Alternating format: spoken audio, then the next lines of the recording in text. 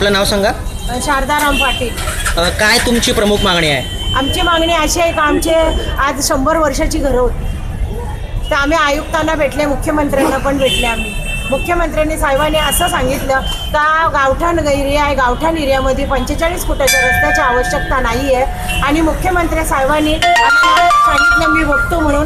त्यांनी ते लेटरही दिला, 6 महिने झाले, पण त्या लेटरचं कुठलाही प्रतिउत्तर दिलेला नाही आहे. आणि मग आम्ही मुख्यमंत्र्यांकडे गेलो का तुम्ही आम्हाला काय दिलं, आम्ही तुमच्याकडे आलतो, आम्हाला माहिती काय दिली.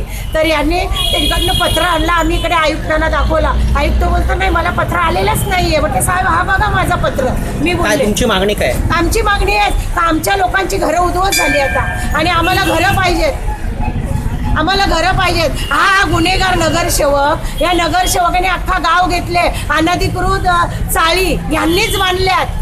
मग त्या रिंग रोडमध्ये चाली जाणाऱ्या होत्या, मग याने जागा जाणार होती, मग रिंग रोडमध्ये यांनी रूम का बांधले? आज एवढा अनधिकृत बांधकाम कोपर गावात आहे, तो का नाही तोडला? रात्री घरं लोकांची 100 वर्षाची तोडली. म्हणजे बिल्डराचा हात आहे का नगरसेवकाचा का अधिकारी हे पाठीशी आहे त्यांच्या?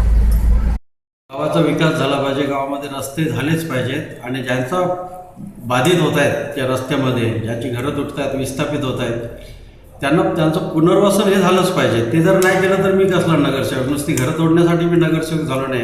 रस्तेसुद्धा लोकांसाठीच आणि लोकांनी चांगल्या स्थितीत राहावं म्हणून रस्ते बनवतो. त्यासाठी आम्ही सगळे सर्वतोपरी त्यांना सहाय्य करणार. आज ग्रामपंचायतीचे पासून जे रस्ते आहेत ते मोठे झालेच पाहिजेत. DP स्मार्ट सिटीमध्ये चाललो आहे आपण. रस्ते झाले पाहिजे, पण जे बांधव आहेत बाधित होणारे त्यांचा मात्र कुठेतरी पुनर्वसन होणारच. आणि हे आयुक्तांनी सुद्धा खात्री दिलेली आहे. आमदार रवींद्र चव्हाण मंत्री आहेत, पालकमंत्री एकनाथ शिंदे आहेत, राज्यमंत्री आहेत, ते सुद्धा या दोघांशी सुद्धा माझी चर्चा झालेली आहे. आणि जे जे विस्थापित होतील त्या सर्वांना न्याय मिळेल ही खात्रीपूर्वक मी सांगतो.